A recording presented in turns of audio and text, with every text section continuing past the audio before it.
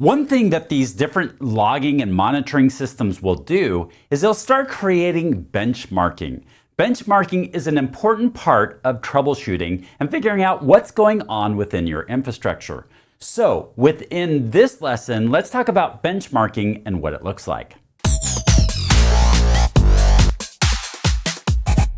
Let's say there's an issue on our network and we start troubleshooting what is going on our network.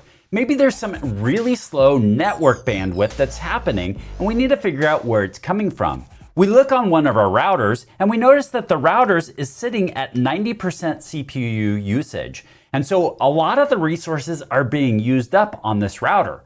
But is that the problem? Or is it just something that's related to the problem, not the problem itself? Or perhaps this doesn't have anything to do with the problem at all? Well, how can we tell? Well, one way we can tell is by benchmarking. Benchmarking is when we set the standard, or what is the standard operating procedure? What is the standard way in which things operate? And if we notice that, if we have tested and set up all of our monitoring ahead of time, and maybe we're always sitting at 90%, and now we just recognize it because we have an issue. And maybe it's not part of the issue that we're having right now.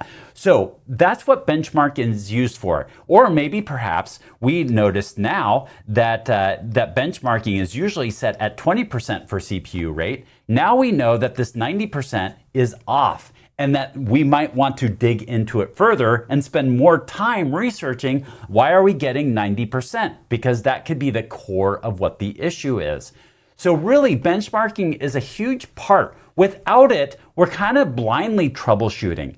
But with it, we are able to really quickly identify where the issues are on our network.